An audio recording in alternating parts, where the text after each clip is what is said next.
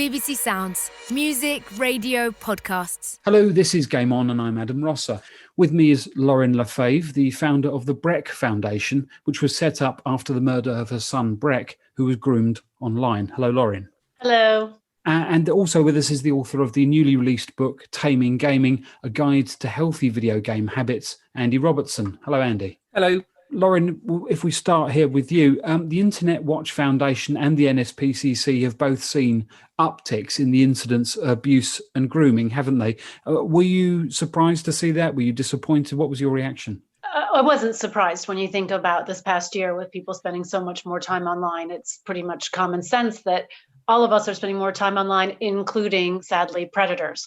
Most parents, want the best for their children, obviously, but we aren't all armed with education on every subject, which is why I think it's so important that children are educated on these real life lessons through school. But then the schools need to also filter that out to the parents so that they can back it up, so that they can support the learning within school.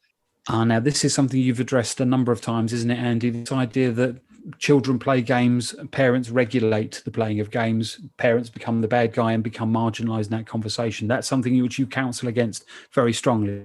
Yeah, I mean, a lot of the writing and work I do with families is to just try and help parents gain a greater confidence around video games so they can be present. And so games are a normal part of family life. And there's a very open conversation so that if something happens in the game that unsettles a child, they're much more likely then to tell mum, dad, carer about it.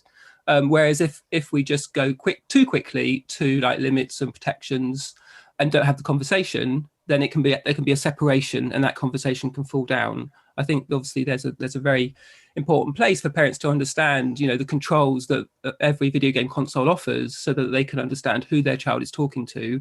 But that conversation is really key as well. But it's part of this kind of ongoing conversation, I think, that parents and carers need to have around games.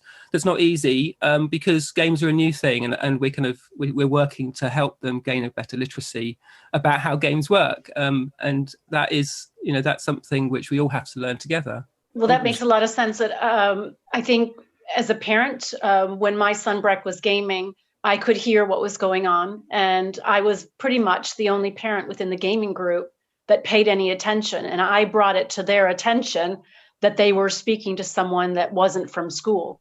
Breck had been introduced into the gaming group by friends from school, but this gaming group was literally run by a predator who groomed boys all around the country and the world, actually, through gaming, teaching them coding, encryption, teaching them to be better gamers, giving them that, gaming currency and other gifts as well.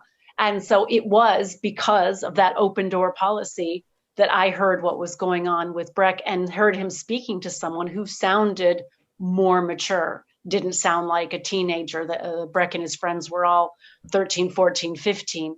And this sounded like an adult. But it wasn't just the age of the voice. It was the sense that it was someone that was in charge, kind of in control.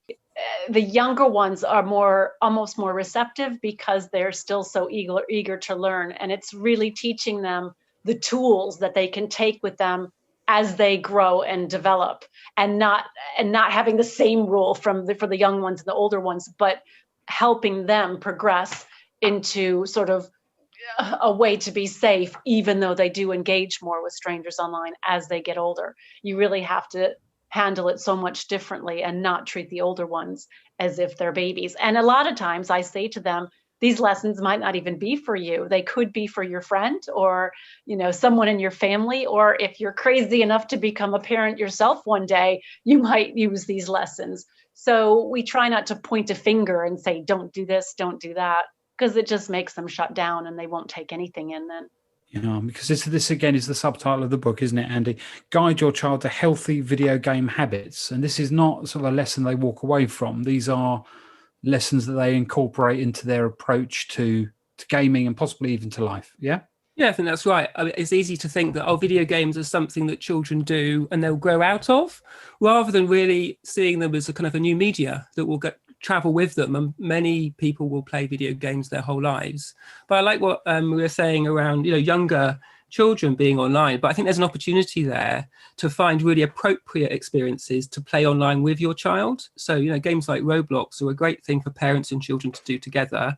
and it creates a context to have loads of conversations about what's happening and who are we talking to, and here are the settings about how you can decide who can be your friend and who isn't. And by sort of doing that at a young age, kids then grow up and carry on into other games with a really good sort of digital civility and an understanding of what can go wrong, and also an understanding of how this can be a healthy thing for them and their friends.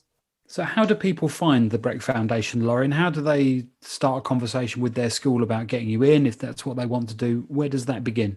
Well, if you just put in Breck, you'll find www.breckfoundation.org. We also are on Facebook and Twitter and social media.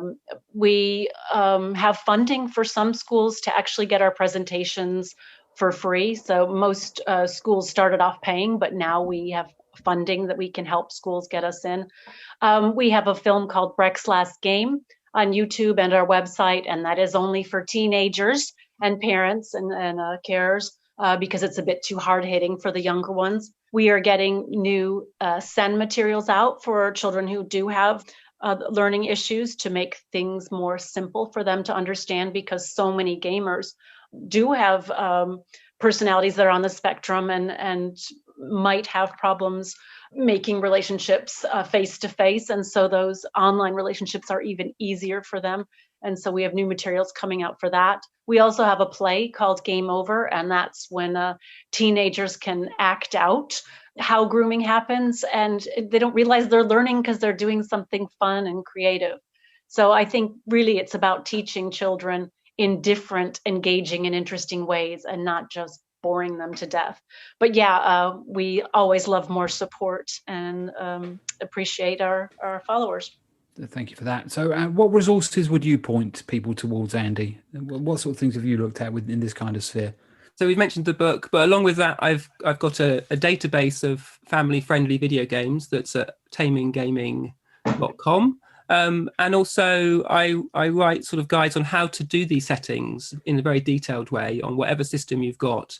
And those are on askaboutgames.com, which kind of guide you through what you can do and all the sort of the automatic things you can put in place that can then trigger conversations. Excellent. Thank you both for coming on. That's Andy Robertson, the author of Taming Gaming, and Lauren Lefebvre, the founder of the Breck Foundation. Thank you both for making time for me today. BBC Sounds, music, radio, podcasts.